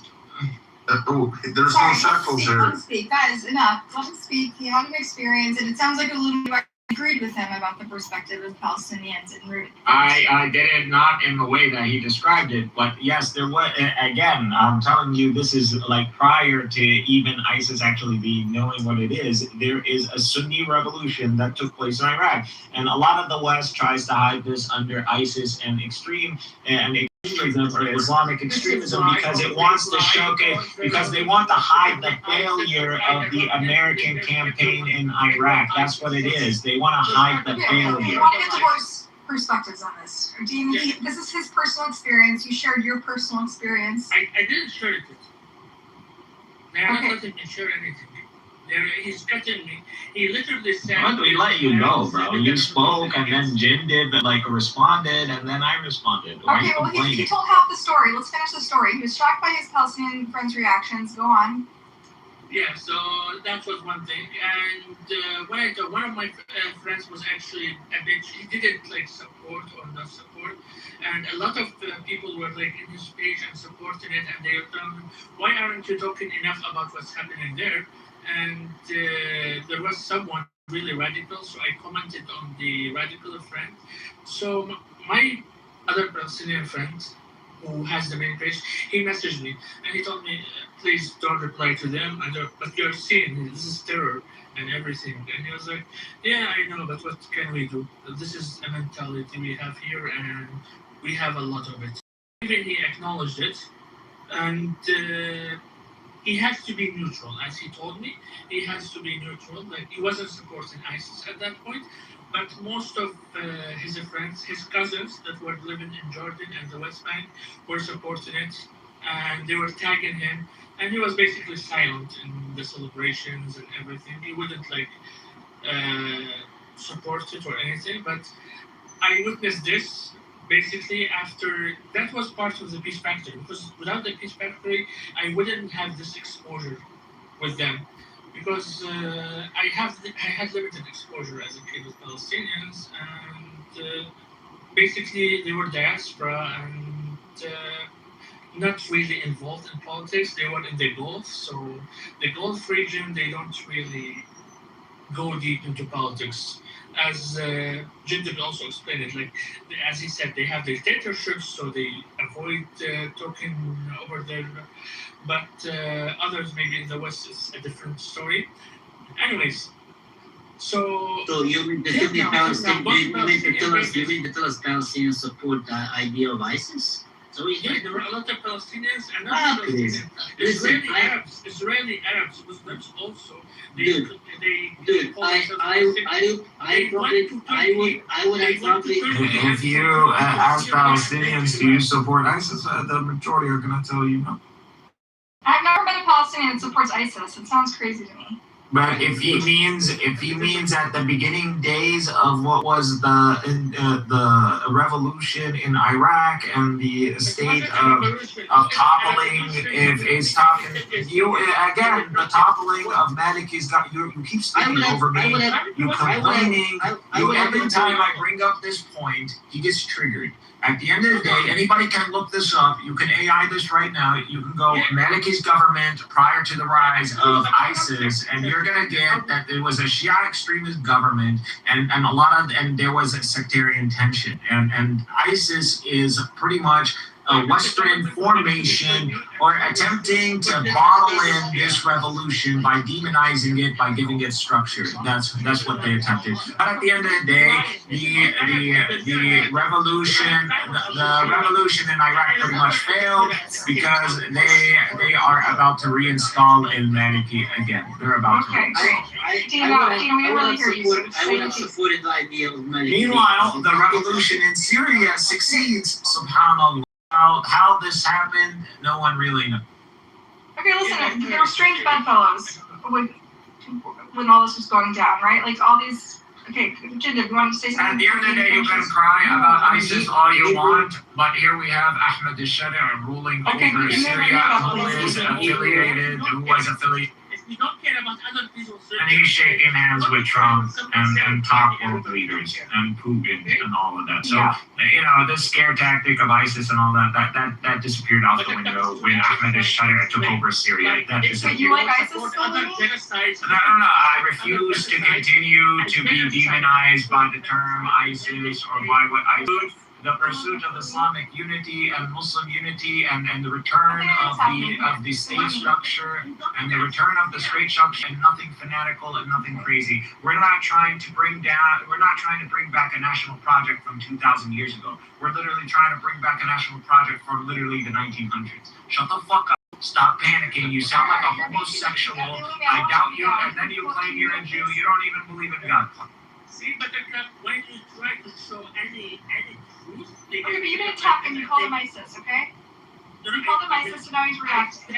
He supported the idea and caliphate because this is what he said. All Muslims do. All Muslims do. All Muslims do. All Muslims do. All Muslims do. All Muslims do. That's like saying Jews don't believe in the kingdom of God. Like saying Jews don't believe in the coming of the Messiah and the kingdom of God. Everyone believes this. You're such a clown. We don't need to identify what he is. We all know. He's a clown. I know. Yeah, like we all know what he is. And I'm a Jew. I'm part Jew. But you're a dirty Iraqi. You're a dirty brown Iraqi from the desert. Okay, sand comes out of your ass. Sorry. You can come back up when you learn to behave and not insult people's race and things. This is like exhausting. I don't know how you can handle. But literally, don't attack him. We all know what his views are. They're very extreme. He believes in eschatology and fucking end times prophecies. Who cares? Move on. Next. Yeah. Sorry, I kind of forget what I was looking at. You were telling me about your Palestinian friends who you were surprised by their political shift. Oh yeah. And you made the jump that they support ISIS. Do you think yes, it's considered about Palestinians support ISIS?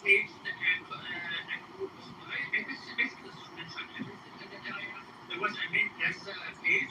It was day and night talking about Iraq, what's happening in Iraq, and basically glorifying what ISIS were doing. Even when they started to kick out the Christians and the jizya, all of that happened, and then the massacre against the Yazidis, the genocide that happened actually a few days ago. It was the memory. There were actually actually two genocides, one on 14th of August, and the main one, the invasion, was on the 3rd of August. And yesterday there was another one, basically multiple explosions that targeted Sinjar, the stronghold of the Yazidis, in 2007. I think in 2007, it was in 2007. And even then, a lot of Palestinians in camps celebrated because at that time they said it was a revenge for a Muslim girl that was killed by Yazidis. So there was this propaganda that was spread at that time that there was actually it happened, bad happened, and the whole Yazidi community condemned it. There was a girl that basically ran away with a Muslim. Excuse me, but does Pepe ever stop taking Adderall and ever stop talking on this app all night long, all day long? Does anybody else out that have Pepe fatigue? I've got Pepe fatigue. Okay, so continue. You know how he says he's got black fatigue? Well, I got Pepe fatigue. At the end of the day, you look at some of these PSA activists have said on Well, I'm sorry. Well, Dean, so you had this experience with your theories, right? Like people who come from low-income backgrounds, often many marginalized communities are susceptible to conspiracies and rumor, right? Like these type of. They always like start something about glorifying their success. Whenever Well, Allah Akbar is just God is great. Is there something wrong with God being great? Not ISIS. Yes, I'm talking about Palestine. And actually, there was. I will go back to what Hilmi said about the Palestinians being kicked out of Iraq. It's actually, I went to the camps that were in Syria and Jordan. At the time, I was sympathetic with them. But I started to hear also the stories from Iraqis, what happened. Those Palestinians were actually part of Saddam's elite units. They were actually part of the massacre Saddam was committing against the Shiite and Kurdish populations in Iraq. So basically, they were the secret police, the Gestapo that. Shut the fuck Saddam up. had. Shut the fuck up. You shut the fuck up. You shut the fuck up. You sound like a fucking. He called you a clown, like you're real a full clown too. You're not just a clown. You're a fucking nice clown. Okay, so listen, Jim did this Palestinian, let him respond. Shut the fuck up. Come on. Just stop Jim, fucking lying. now just respond to his claims, because listen. There's nothing to respond also, to. This guy's a fucking clown. He's just a fucking clown. There's nothing to respond to. There's nothing to discuss with this guy. Okay? It's as simple as that. He's a simple-minded fool. That's what he is. You're smearing the whole population because of a few. No, this Palestinians. particular character is a very simple-minded fool, okay? Alright, fine. That's fine. Then you want to come up? Anyway, Dean, you want to talk about your evolution? These refugee camps had women and children. You think these Palestinian women and children were like the Gestapo regime? They were the families.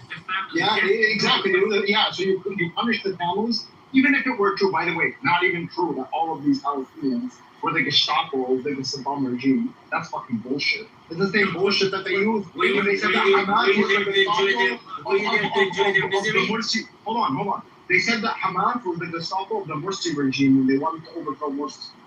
And people bought that shit. Really, 100 million Muslims and you couldn't find anyone to protect you. Except for these guys in Palestine. Same thing. Iraq, 40, 60 million people. And you couldn't find anyone to protect you. Except the Palestinians. No, man, what you're saying is absolute fucking bullshit. It's not true. And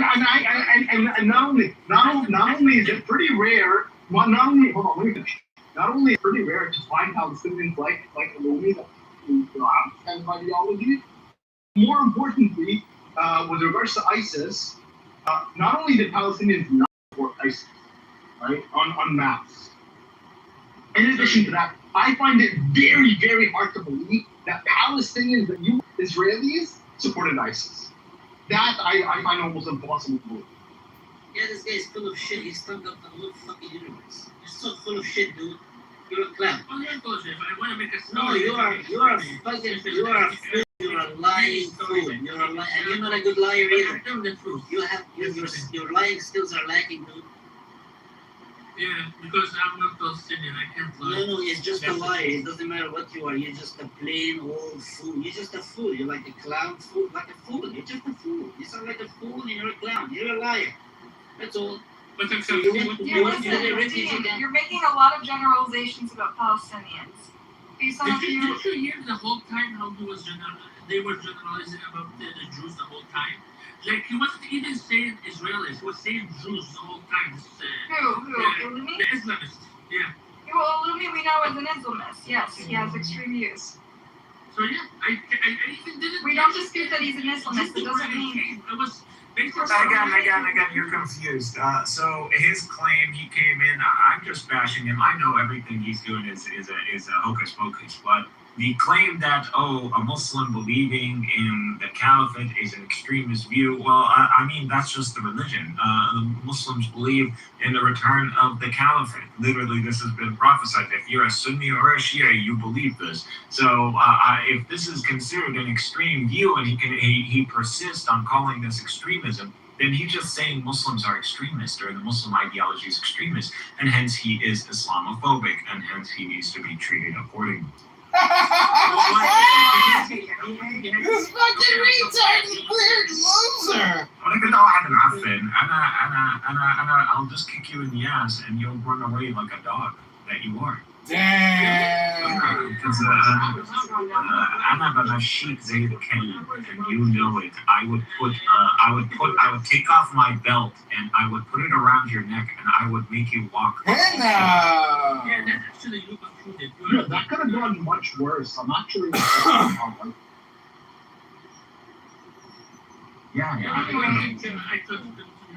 I definitely control myself there. I understand, no worries. Can you just explain to me how you're part Jew? Can you just explain to me how you're part Jewish? Yeah, I just would like an explanation. Yeah, I want. Yeah, he said he's part Jewish. Fine, you guys wanted to tell your story, you cannot interrupt. We're not going to interrupt if he focuses on how he's part Jewish. Alright, Dean, now you've identified with your Jewish roots and you sympathize with Israel. How did you come to this conclusion? Give us the rest of the story. Sorry, which conclusion I didn't get? Now you sympathize. You went from trying to make peace and coexistence to sympathizing with Israel and not believing in coexistence, and to identifying for Jewish side. How did that happen? Tell us a little bit more in short. Yeah, it happened basically gradually because like my heritage is also the non-Jewish heritage is actually Alawi, and a lot of places like in Iraq, Iran, we have to go as Shiites and not mainstream Alawis, even though basically you can't convert to Shiism from Alawi. You are considered a Shiite, but if they hear that you are Alawi, you are basically an infidel, and it's a whole stupid, crazy dynamic. I don't even know how to explain this crazy theological things they have. I mean, they're in the same group, and there's this, and he is they're from a different group. But were you affected by Islamism yourself as your family and your upbringing? No. I was brought up in a pretty secular environment. Okay. My neighborhood was Christian, Druze, and Muslim. So, did you get along with the Muslims? Wait, like, why do you have all these feelings? No, I have origins from Iraq. My father's have Iraq. Where did you grow up? I was born in Iran, and I grew up in Lebanon. Okay? So what's your experience with Islam? Lebanese? Yeah, he's a Persian Lebanese. Yeah. ده بتحكي عربي؟ لا Guys, can you speak American here? هيدا من جيش الحق. Yeah, you get it. He has to be. I'm definitely sure that just. I had a feeling. I just didn't want to bring it up because He's not actually guys. He's not actually. He's too young. I'm just saying, like he aligns with that kind of. He's probably a descendant. He's probably a descendant. No, he's not. Okay, guys, hold on. I want to hear him explain. You're saying you're part of Assad, right? No, we said Lahad. There's No, it's the South Lebanese Army. It's like a small army of Lebanese people that formed during the Civil War to support Israel. And they were traitors, essentially. They were traitors. They were dealt with such. They were dealt with as traitors, and then they got kicked out. A few of them were given refugees. Crazy. And now, by the way, Lebanese Parliament, Lebanese government just passed a law saying that they're allowed back in. They're going to be given. Yeah, they give you amnesty. So go back. Nah. Wait, I want to hear him to respond to allegation. You made an allegation. Go ahead, Dean. Yeah, no, not part of it. Like, I'm too young to be part of that and live in that. If I was part of that, I probably would have been lived in Israel when I was like about 11. So I wouldn't even have. No, I know you're not actually part of it. So how did you say I'm part of it? No, I'm just saying like the same ideology. That's it. Like the same way you call ISIS, I'm calling you that. It's the same. Okay, Yeah. it's actually a kind of pride. Oh sure, yeah. If you think the most treacherous paramilitary force in our recent history is the badge of pride, then you go for it, well. And I love it. This is interesting. Friends from them, they were defending their lands. They didn't kill Lebanese. They were. They didn't kill Lebanese? Are you insane? Oh, this is interesting. They only tortured them. Dean accused Illumi of sympathizing with ISIS, and Illumi took it as a badge of pride. You guys accused him of being part of this, what's this group called again? LME or... No. Okay. It sounds like... I wouldn't take it as a badge of pride. Like I already told you, my understanding of ISIS is that it is a foreign capitulation of the revolution that took place in Iraq to demonize it, to continue the war in Iraq. That's what it was, to extend it further. That's what I believe. ISIS is mainly, no one knows what ISIS is. Every country that had some black ops, every country that had black ops on the ground used the ruse of ISIS to operate. And as you see with Ahmed al-Sharir, he's affiliated with a specific branch that identified with ISIS. ISIS is an ideology that seeks to propagate the caliphate. Now, different groups took on the mantle and different groups clashed over who gets to hold the banner of no authority when it comes down to who wants to affiliate with that project. Okay, the snuff porn and the beheadings is a little problematic though, right? With ISIS? Again, all of that, the daddy stuff, that's CIA. I don't was ever all those that was MI6, so MI5, MI6, MI5, CIA. We saw the British accents. Hold on, but those you're guys claiming, are all wait, but you're claiming Giordani is like a victory of this thing, right? But yeah, he was part of this that kidnapped the patriarch in Aleppo. So they've done some pretty fucking horrendous shit. Like everything is under the shutter. Everything he has. Yeah, and listen, don't get me wrong. I would still I'm stuck for a lot, and as an ex-Muslim, I'm telling you, I agree with you on that, right? But that does not mean ISIS is good by any. But ISIS is not. You cannot.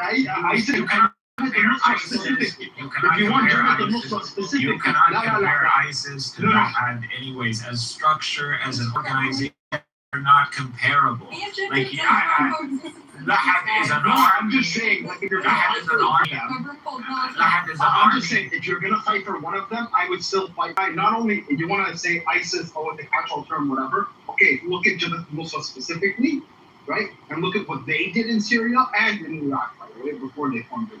Jabhat al-Nusra, there are two. Look at just what they did in Syria. No, there was a lot. There's that group that is funded by Saudi Arabia, and then there was the group that is Jabhat al-Nusra, which broke away. Yeah, Jabhat al-Nusra broke away from ISIS.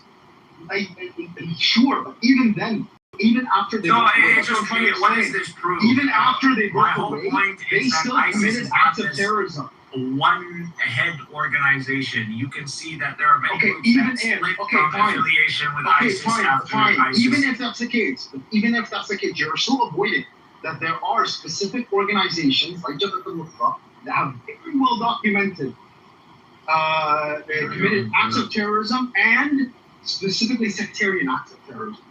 Again, everything has context. We're talking about the Syrian Revolution, which was a straight up disaster. Dude, So they went and just kidnapped the fucking patriarch. I don't know the justifications for that. I mean, I don't know. I remember hearing about that, but it wasn't. Hey, man, if they're right. You both agree that the whole idea of ISIS. What am I going to offer you protection, and I'm going to protect your territories, and what? And no return? And the elements of ISIS were organized, financed, and propped up by foreign entities. Now, hence we see the result of ISIS operations in the region. A Sharak came riding on a tank, on a Western tank, a Turkish tank, and so on. They tell us who those ISIS people. We don't know who those fucking ISIS people were. When we see, what was that U.S. senator taking pictures with the early people of ISIS? What was his name? John McCain. Right? John McCain. Yeah, John McCain. Yeah, John McCain. Yeah. The presidential candidate. Right. Who ran against he Obama. He was being photographed with those elements of ISIS in Syria, in northern Syria. And you're telling me those ISIS are Islamist people? They are Islamists? Yeah, bro, I am not going to... With the disorganization, I don't believe in people piling up into an ambiguous organization over a banner, over some nostalgia. So I believe a lot of those people got goofed. And if I actually truly believed, I would have been one of the people that went there. I did not believe in an organization that we don't know who the head of it is. Foreigners.